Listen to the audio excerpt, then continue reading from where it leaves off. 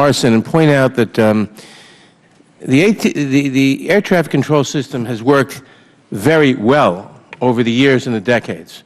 We have a very good safety record. The complaints made are essentially two. One, because of the irresponsibility of the majority in Congress.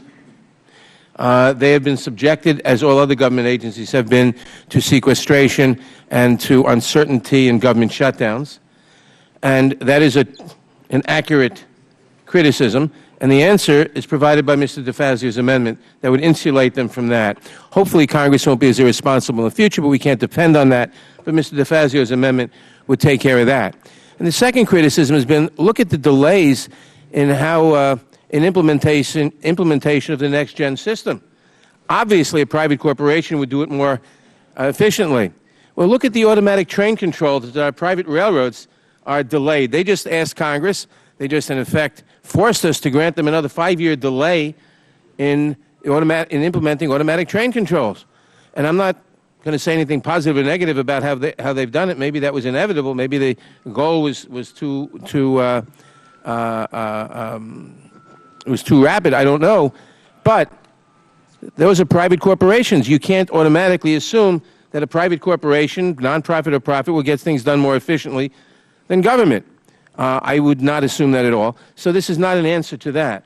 And to completely shake up and revamp and change in fundamental ways an organization that we've been fine-tuning since 1958 and that's been working very well makes no sense. And I support Mr. DeFazio's amendment. Yes, I'll yield. I would also point out, since the gentleman raised positive train control, we also have had we heard a lot about we want to move to the 21st century and have the state-of-the-art equipment.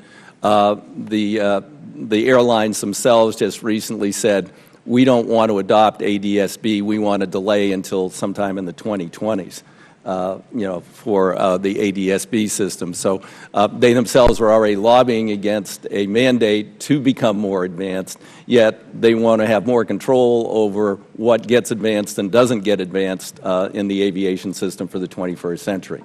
So I would say that's, that might indicate what the future might bring with privatization. And as we did have one Republican member observe yesterday, who's much more cognizant of how boards work than I, that 4 seats is essentially effective control of the board, which is what would be granted to the major airlines. Thank you. And reclaiming my time, I'll just add that the public airspace is just that, the public airspace. It should be controlled by the public and not by a private corporation, profit or nonprofit. It's just a wrong concept. I yield back.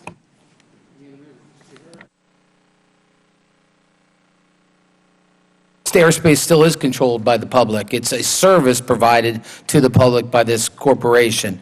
And as far as moving forward, as I said before, we have tried every provision you've put forth. We've tried and they've failed. Now, my colleagues on the other side a lot of times look to Europe as leading the way. Well, the Europeans are privatizing many of their modes of transportation. There's reforms in place right now that insist there would be competition with private companies on their rail system. Transit systems are being taken over, public systems run by the private sector in passenger rail and in transit systems.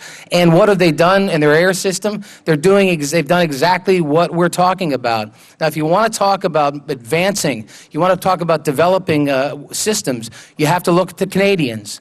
The Canadians are launching satellites this year, and by the end of 2017, the Canadians will be able to have 100% coverage of the airspace. They'll be able to see the entire airspace. Today, what is it? 30% we can see.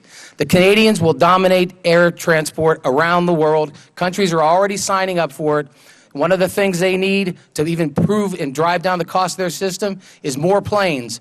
They're going to get more people using their system because they're going to have a more efficient system. And that should be something we should be looking at. How does America become the leader in the world, not the second rate in the world? And again, that's what our proposal puts forward, and I think it's the right way to go, and I think we're going to continue to push because it is the right thing to do for the American people. And looking around the world, there's many, many lessons that prove this will work. Any other members wish to be heard? Mr. Chairman? Mr. Capuano. Mr. Chairman, I have an awful lot to say about this, but instead of hearing from me, I'd like to yield my time to my ranking member, Mr. DeFazio. I thank the gentleman from Boston. Just to respond to a couple of those points, I remember very distinctly being in Great Britain after some fatal rail accidents, and they had yielded both the rail bed and the maintenance of the rails to a private corporation, and then we're operating a separate private corporation on there. Might be kind of parallel to what we're going to do with the airspace. And they had to take back the rail beds because this company was underspending and killing people. Because they're making a profit that way. They took them back. So it's not quite exactly as laid out that privatization is the solution to all these problems. And also, we might remember that the private corporation in Britain had to be bailed out by the taxpayers. We might remember the private corporation in Canada had huge transition problems that took about 8 years to resolve. You might look at the MITRE report, which talks about all the others in the world who have gone to government corporations, and the transition problems they had just with government corporations and how much it set them back in developing new systems. So, a simple wand of privatization is not a solution to all our problems. This amendment would mandate. Now, we made a mistake in '96, and I was here, and I'll sign up, and the chairman's dad was here. We didn't mandate that the FAA streamline their personnel and procurement processes. We gave them the authority to do it, and they chose not to. Perhaps after being forced there by OMB, I don't know what the full story is behind that. This doesn't give them any discretion. And it would say that, that we are going to no longer have sequestration and shutdowns of all of the FAA. The chairman's provisions would leave safety and certification subject to sequestration, shutdown, general fund appropriations on an annual basis. Now, how are they going to swiftly implement new systems over here in the private corporation now that we've set up a wall between them, and over here are the people who have to certify it, and oh, by the way, I'm sorry, they've been laid off. Or, oh, gee, we cut back and they're busy doing something else. They'll get to your new system in a while. I don't see how that's going to work. I think sundering the most, forward-looking, safest over the last century system in the world and breaking it asunder for what are essentially ideological purposes, because this all came from American Airlines and Mr. Poole and the Reason Foundation and Heritage and all that. And I can't believe we're actually implementing some of those things here and saying it's good public policy. With that, I yield back. I yield back to the gentleman from Massachusetts. Massachusetts, yield back. And also, we forgot to say that the air traffic controllers sat at that table yesterday. They're trying to escape from a system that is not a good system, and they want to advance the technology to have an even safer, more efficient airspace. So let's not forget the air traffic controllers were there yesterday. Mr. Chairman? Yes. The lady from Maryland is recognized. Thank you, Mr. Chairman. I sat through the statements and read the testimony, and I'm a little confused, and so I'm going to then yield my time to our ranking member to help clarify some of these things. One question has to do with the valuation of the assets that are being turned over to a private corporation and whether a valuation has been done so that taxpayers could be reimbursed for the cost of the assets that are being turned over to this private corporation under the proposal. And the other is, I recall that when assets that are common assets, for example, the airwaves, and when there's an auction, aren't those assets, when they're auctioned, that then redounds to the benefit of the taxpayer?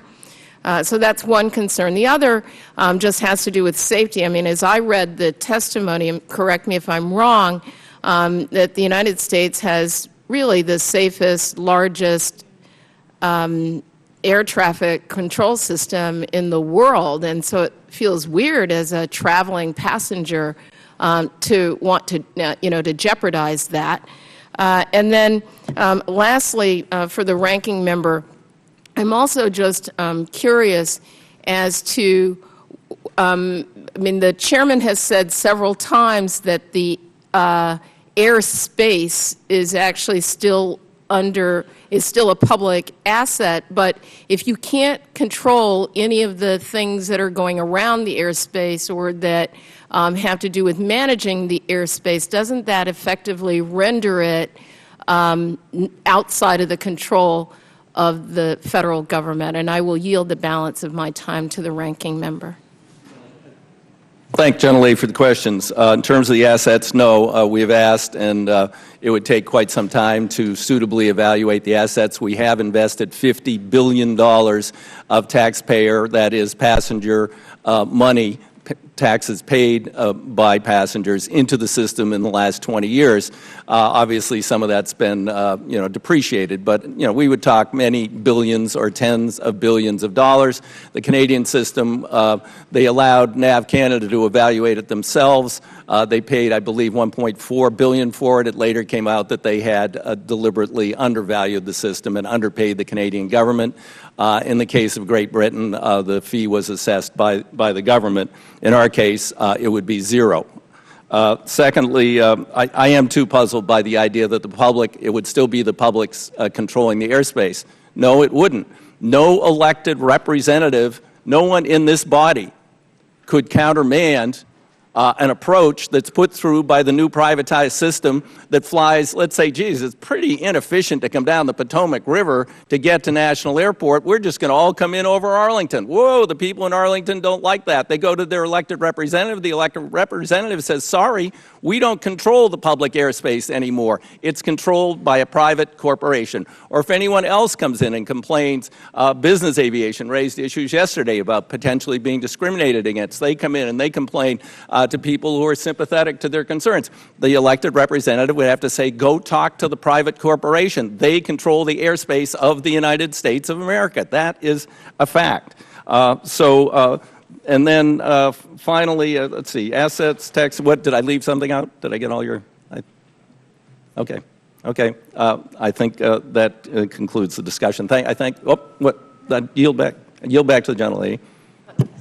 Thank you. Just one more thought here, and I thought under this model, it does seem to me that we begin a model that would then beg for the argument of privatizing the Veterans Administration, privatizing the Social Security Administration, privatizing the EPA, privatizing virtually every aspect of government under this kind of model. So to me, it's a cautionary tale for the need to really rethink turning over taxpayer money to a private corporation for them to act independently of the federal government. And with that, I yield the balance of my time. I don't know if I'd agree with some of those agencies the gentlelady's talked about privatizing, but I think there could be a lot more done without these agencies we have, and there's too many to go through, and that's for another day to debate. But the airspace is still controlled by the regulator. The airspace is still owned by the public. We have not given it up. It's the service that's provided to the traveling public, traveling commerce. As far as the assets go, the traveling public has paid for these assets over the years, and if you want to charge them again, so we charge, and $50 billion, I guarantee you it's not worth $50 billion. And most of this equipment is so antiquated, in a normal business situation, you throw it in a junk pile outside and replace it because it's not worth what it's evaluated at. But if you buy it, force this corporation to buy it, the traveling public will have to pay again for it. It's been paid for when your ticket taxes, so it's paid for. So again, we think what we're putting forth is the best thing for the traveling public, for the safety of the skies, for the modernization. And again, I urge you, watch the Canadians over the next several years when their satellites are deployed. Are any other members wish to be heard? Seeing none, are there any amendments to the amendment? Seeing none, the question is on the amendment. The amendment is Mr. DeFazio's amendment. 57. Mr. DeFazio's amendment, and the question is on the amendment. All those in favor signify by saying aye. Aye. All those opposed signify by saying nay. Nay. Mr. Chairman, on that, I'd ask for a recorded vote. A recorded vote is requested. If a sufficient number of members have requested a recorded vote pursuant to Rule 5E of the Rules Committee on Transportation Infrastructure, a recorded vote on the amendment is ordered. Pursuant to Rule 5F of the Rules